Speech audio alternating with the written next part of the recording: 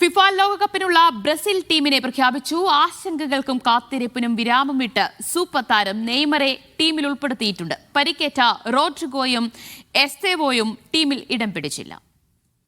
FIFA ലോകകപ്പിന് ദിവസങ്ങൾ മാത്രം ശേഷിക്കെ മഞ്ഞപ്പടയിൽ ആരൊക്കെ ഇടം നേടുമെന്ന കാത്തിരിപ്പിന് അന്ത്യം കുറിച്ചാണ് യുവതാരങ്ങളെയും അനുഭവസമ്പന്നരെയും ചേർത്ത് 26-അംഗ ടീമിന് പരിശീലകൻ കാർലോ അഞ്ചലോട്ടി പ്രഖ്യാപിച്ചത്. പരിക്കിൽ നിന്ന് മുക്തനായ സൂപ്പർ താരം നെയ്മർ തന്റെ 4ാം ലോകകപ്പിനിറങ്ങും. മഞ്ഞപ്പടയുടെ തുറപ്പുചീട്ടായ വിനീഷ്യസ് ജൂനിയർ, ബാഴ്സലോണയുടെ റഫീഞ്ഞ, 19-കാരനായ എൻട്രിക്, ആഴ്സണലിന്റെ ഗബ്രിയേൽ മാർട്ടിനെല്ലി എന്നിവർ മുന്നേറ്റത്തിലിറങ്ങും. പരിക്കേറ്റ് പുറത്തിരിക്കുന്ന ഗോൾ കീപ്പർ ആലിസൺ ബക്കർ ടീമിന്റെ വലകാക്കും. Manchester United ജോഡികളായ Casemiro Mathews Cunha, Newcastle midfielder Bruno ഗുമിറസ് എന്നിവരും ടീമിൽ ഇടം നേടിയിട്ടുണ്ട്. മികച്ച ഗോൾ കീപ്പർമാരുടെ സാന്നിധ്യം ടീമിന് കരുത്താകുമ്പോഴും മധ്യനിരയിലെ അസ്ഥിരതയും വലിയ മത്സരങ്ങളിൽ പരിചയസമ്പന്നമില്ലാത്ത ഫുൾ ബാക്ക് പൊസിഷനുകളും ബ്രസീലിന് വലിയ വെല്ലുവിളിയാണ്. അതേസമയം പ്രീമിയർ ലീഗിൽ 15 ഗോളുകളും 5 അസിസ്റ്റുകളുമായി ബ്ലൂസിന്റെ ടോപ്പ് സ്കോററായിട്ടും ചെൽസി ഫോർവേഡ് ജോവോ പെഡ്രോയ്ക്ക് അവസരം ലഭിച്ചില്ല. ജൂൺ 13-ന് മൊറോക്കോയ്ക്കെതിരെയാണ്